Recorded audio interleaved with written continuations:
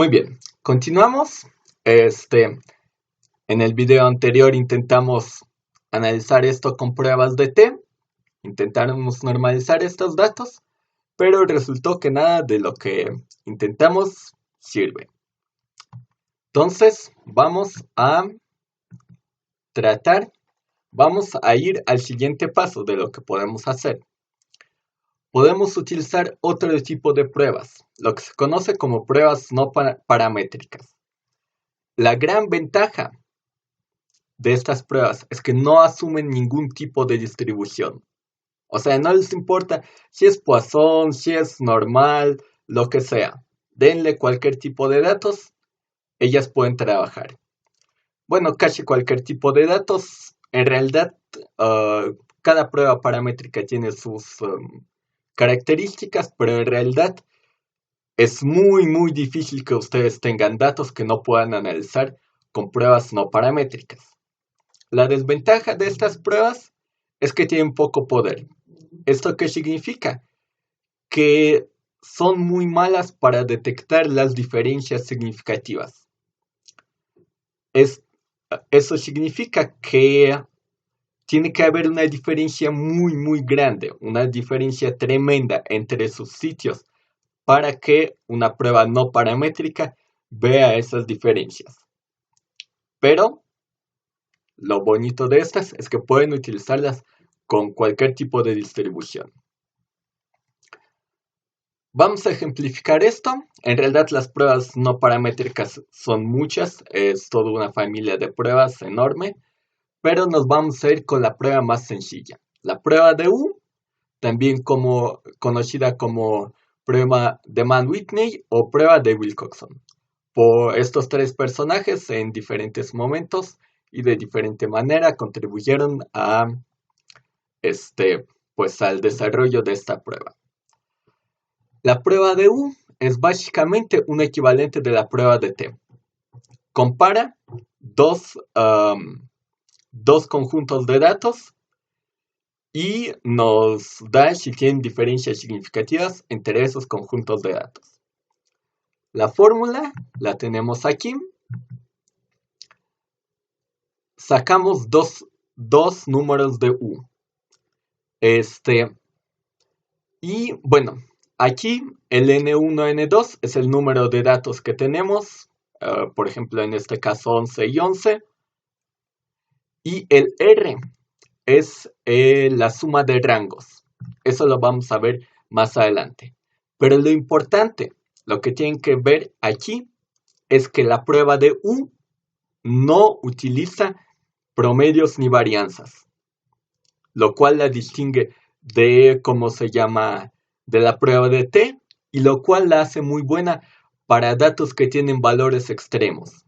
Por ejemplo, nuestros datos tienen un valor extremo, que es 1240, que afecta mucho el promedio y la varianza. Pero aquí, estos datos extremos realmente no van a afectar el promedio. Bueno, afectan el promedio y la varianza, pero no afectan la prueba, porque la prueba no contempla ni promedio ni varianza. Entonces vamos a sacar dos números de U, y para la prueba en sí vamos a utilizar cualquiera de estos que sea el menor. Y vamos a ver lo que es la R. La R es la suma de rangos. Esto es, en vez de usar los datos así directo, nosotros lo que hacemos es darles un lugar. Por ejemplo, estos dos empatan en el primer lugar. Entonces, entre ellos se comparten el lugar 1 y 2. Entonces ponemos 1.5 para este dato. Y este dato también vale 1.5. Muy bien. Y así, por ejemplo, como comparten el lugar 3 y 4, estos dos datos, ¿cómo se llama? Pues le toca el promedio, que es 3.5. Aquí igual, 3.5. 5. Muy bien.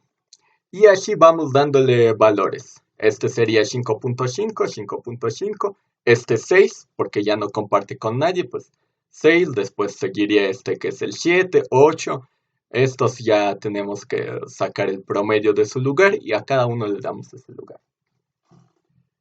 Y hacemos todo eso y aquí está. Vemos que en el lago 1 tiene el lugar punto 1.5, 1.5, 3.5, 3.5 y así. Entonces ya no utilizamos los datos originales, sino utilizamos los lugares. Y la suma de estos lugares que ocupan los datos es lo que utilizamos en el análisis. Esta es la R que tenemos en esta fórmula, R1 y R2. Y eso nos da el estadístico de U. Y después ese estadístico de U se transforma en porcentajes de probabilidad, más o menos parecido a cómo se hace en la T, pero eso no es tan importante para nuestra clase en este momento. Pero en realidad es bastante sencillo. Muy bien, entonces, a ver qué tal nos sale esto. Tenemos nuestros datos originales, lago 1, lago 2, y aplicamos la prueba de U. En R el comando es la prueba de Wilcoxon, y de hecho incluso se meten los datos igualito que en la prueba de R. Lago 1, lago 2. Y voilà, hacemos la prueba y nos da un valor de P de 0.03, lo cual es una diferencia significativa. ¿Qué es lo que no nos quería y qué es lo que no veíamos en la prueba de T? Entonces, la prueba de T está mal. La prueba de Wilcoxon, la que acabamos de hacer, es la que sí aplica, la que sí podemos hacer, y como verán nos da una diferencia significativa. De hecho, en teoría, podría ser al revés, que la prueba de T no dé diferencias significativas y la Wilcoxon no significativas. Si los datos no son normales, la prueba válida es esta. La prueba de Wilcoxon, la prueba de U, la Mann-Whitney, tiene muchos nombres esta. Pero esta es la correcta. Entonces, ya vimos, y esto para mí, no sé, es muy importante porque sí me ha tocado casos reales de datos que siguen este patrón. Que en una prueba de T, que no son normales, y en una prueba de T dan que no hay diferencias significativas. Pero en la prueba de Wilcoxon, que es la que aplica, que es la buena, sí dan diferencias significativas. Y tiene una importancia, y tiene mucha importancia biológica. Porque estos pequeños valores no afectan mucho el promedio, pero están enseñando que hay reproducción, por ejemplo. Si estamos midiendo peso de los peces, el 0 y el 1 es una gran diferencia. Esto significa que hay, esto significa que no hay. Entonces, una diferencia muy importante. Muy bien. También la prueba de Wilcoxon se puede aplicar en cualquier momento. Puede aplicarse también con datos normales. El problema de eso es que tienen una alta posibilidad de que la prueba de Wilcoxon les diga que no hay diferencias significativas, cuando en realidad sí las hay. Entonces, ese es el problema del poder de la prueba. Entonces, ya vimos el ejemplo. Y pues, si tenemos datos no normales, utilizamos pruebas paramétricas. Sencillo. Pero si tenemos datos no normales, tenemos dos opciones. Transformar los datos y aplicar una prueba paramétrica, o utilizar pruebas no paramétricas. La gran ventaja de transformar es que las pruebas tienen mayor poder. La gran desventaja de transformar es que a veces no se transforman. Por ejemplo, nosotros intentamos y no se transforman y háganle como quieran, pero los datos siguen sin ser normales. Las pruebas no paramétricas tienen menor poder, pero aplican casi para cualquier tipo de datos. Y en general, los supuestos de las pruebas no paramétricas son más laxos. Tienen menos supuestos y son más laxos en ese sentido. Esto es, las pruebas, aparte de normalidad, pueden tener muchos otros supuestos. Depende de cada prueba en particular. Las pruebas no paramétricas generalmente tienen menos y si tienen algún supuesto, es generalmente más fácil violar ese supuesto y no afecta tanto la prueba. Generalmente porque hay muchas pruebas, muchos supuestos.